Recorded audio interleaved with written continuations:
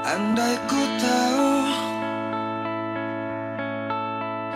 kapan tiba ajalku,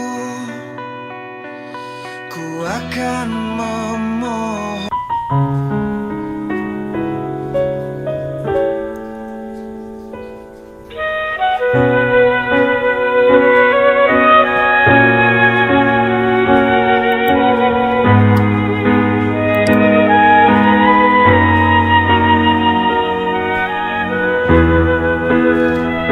Assalamualaikum warahmatullahi wabarakatuh. Salam sejahtera untuk kita semua. Selamat berjumpa kembali dengan saya, Dr. Andes Ferial, MPDT. Bapak Ibu Guru Hebat Nusantara, dalam diklat optimalisasi komunitas belajar untuk peningkatan kompetensi guru, pada pertemuan kedua kita membahas topik strategi pengelolaan komunitas belajar.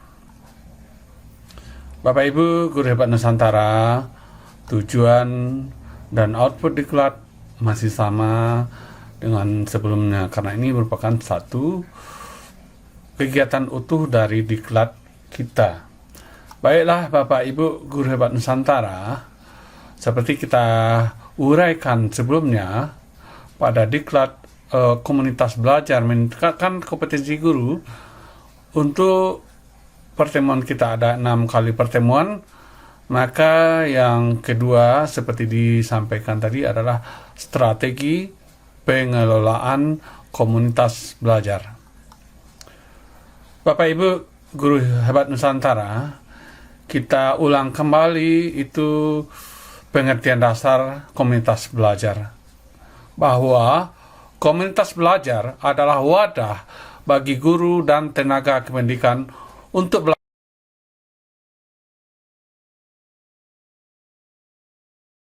tujuan yang jelas dan terukur dalam meningkatkan kualitas pembelajaran sehingga pada outputnya berdampak pada hasil belajar murid.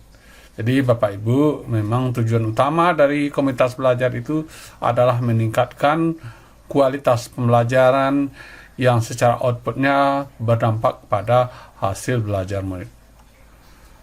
Bapak Ibu Guru Hebat Nusantara, ada 3 ide dasar dalam menjalankan komunitas belajar. Nah, jadi dari tadi itu dapat kita lihat. Yang pertama itu adalah fokus pada pembelajaran. Yang kedua itu membudayakan kolaborasi dan tanggung jawab kolektif. Jadi dalam pembelajaran kita tidak bertanggung jawab sendiri, tetapi adalah tanggung jawab kolektif dan harus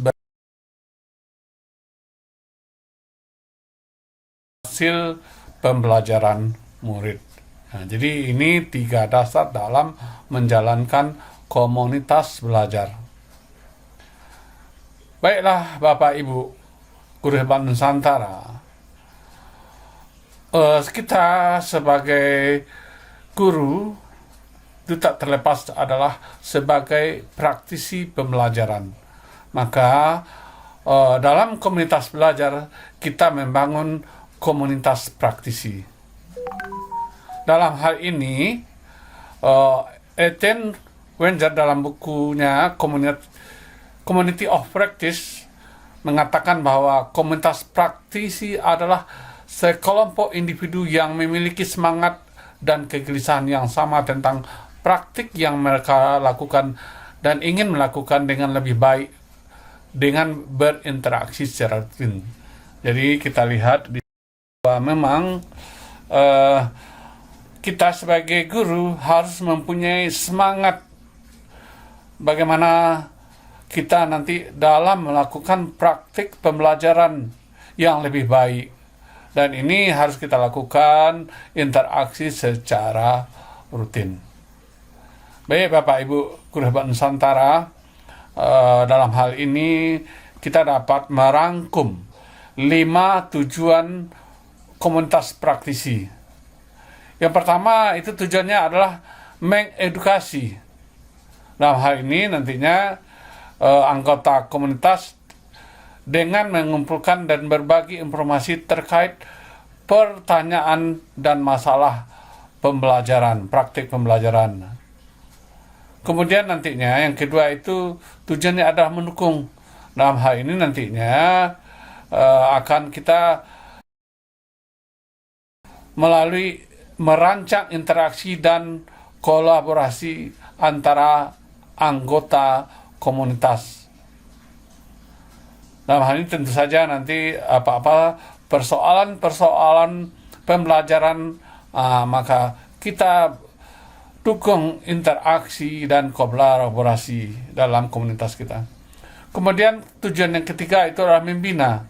Di dalam pembinaan ini anggota kelompok mengajak seluruh anggota kelompok atau komunitas belajar untuk belajar dan belajar secara kelanjutan. Jadi mulai belajar tidak berhenti, tetap secara berkelanjutan. Istilah guru ID itu tetap belajar walaupun sudah mengajar. Yang keempat, tujuan komunitas praktisi itu adalah mendorong anggota dengan pekerjaan dari anggota melalui saling berbagi dan diskusi. Maka ini nantinya pentingnya kita melakukan praktek baik. Praktek baik itu yang istilahnya kita promosikan atau kita presentasikan dalam komunitas kita, sehingga kita melakukan kegiatan saling berbagi dan saling berdiskusi. Kemudian yang kelima tujuannya itu mengintegrasikan. Dalam hal ini nantinya kita menerapkan pembelajaran yang didapatkan melalui komunitas dalam pembelajaran di kelas kita sehari-hari. Jadi dengan kegiatan tadi berbagi, kita implementasikan atau kita integrasikan dalam pembelajaran kelas kita masing-masing. Bapak Ibu Guru Hebat Nusantara, kita masuk kepada strategi komunitas belajar. Yang pertama, strategi yang harus kita lakukan, kita identifikasi praktik yang relevan dengan permasalahan pembelajaran kita, yang relevan dengan praktik pembelajaran kita. Dalam hal ini kita memahami praktek-praktek pembelajaran dari anggota komunitas, sehingga nantinya kita harus saling mendukung dalam meningkatkan keterampilan pengetahuan, terutama dalam praktik pembelajaran. Kemudian strategi yang kedua, fasilitasi pertukaran informasi. Pertukaran informasi melalui berbagai metode komunikasi, mungkin melalui media sosial, mungkin melalui pertemuan-pertemuan rutin.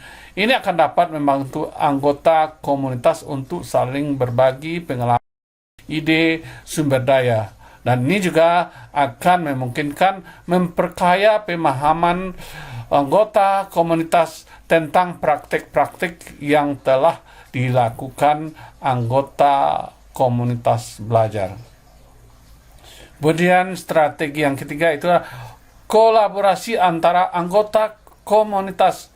Dalam hal ini nantinya kita dalam komunitas mengorganisasi proyek kolaborasi, ataukah nanti ada sesi brainstorming yang dapat membantu menggalang energi kreatif dari seluruh komunitas dan menghasilkan situasi atau solusi yang lebih baik dalam pembelajaran di satuan pendidikan kita.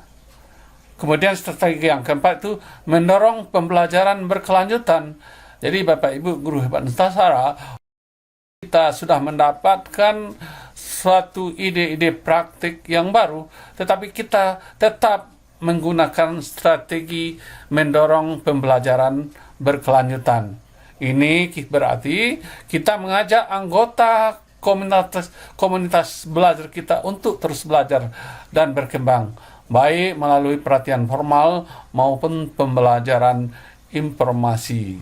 Juga bisa Bapak Guru Hebat Nusantara tetap kita belajar di Guru ID. Kemudian yang kelima, integrasi pembelajaran dalam praktek. Dalam hal ini, pengintegrasian pembelajaran dan praktik akan mendorong refleksi, diskusi, dan penerapan langsung dari konsep-konsep baru dalam tugas mengajar kita. Melalui proses ini, pengetahuan yang diperoleh guru tidak hanya menjadi teori, tetapi bagian integrasi dalam guru melaksanakan tugas pembelajaran. Nah, jadi Bapak Ibu Guru Hebat Nusantara, 5 strategi inilah yang harus kita terapkan dalam mengoptimalisasi komunitas belajar sekaligus untuk meningkatkan kompetensi kita. Bapak Ibu Guru Hebat Nusantara, kita lihat fungsi dan prinsip komunitas praktisi. Jadi tadi sampaikan kita lebih cenderung membentuk komunitas praktisi.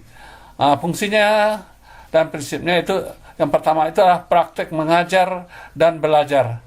Dalam hal ini berfungsi membantu anggota untuk mengembangkan keterampilan pengajaran yang lebih baik dan juga nanti mendukung pertukaran ide dan strategi pembelajaran yang sukses.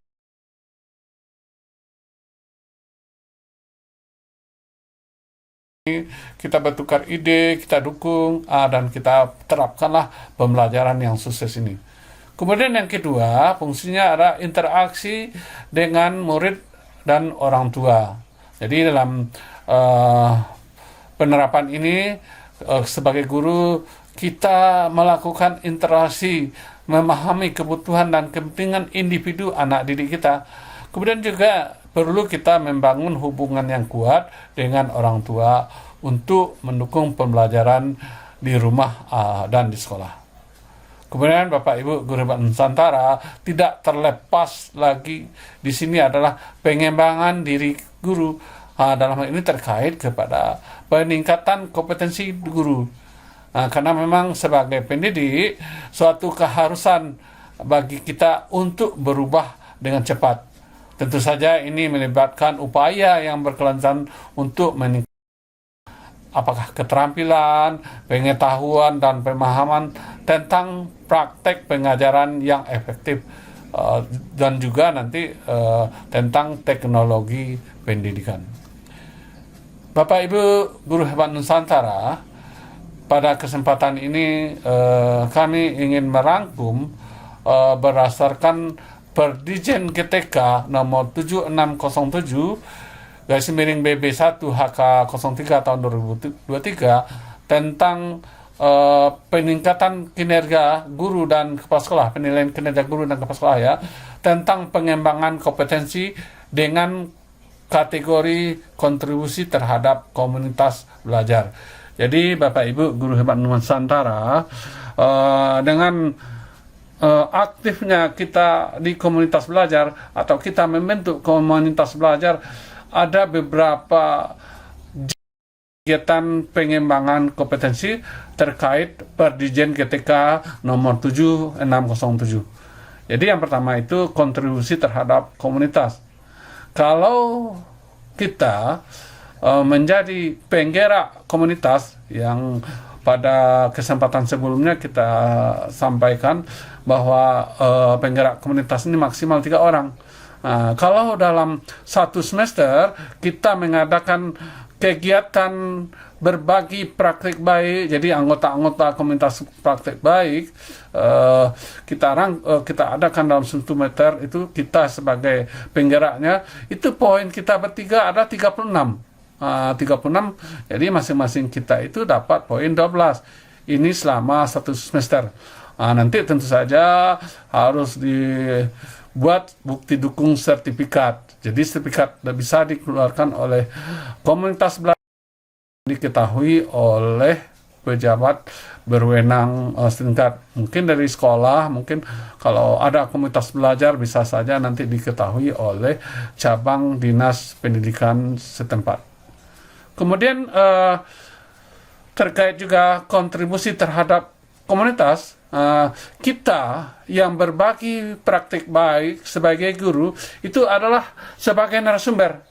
Jadi apa-apa saja kegiatan praktik baik kita itu terkait implementasi kurikulum mereka atau perencanaan berbasis data. Jadi kita berbagi praktek baik. Katakanlah kita mendesimnasikan hasil praktek baik kita atau mempresentasikan praktek baik kita.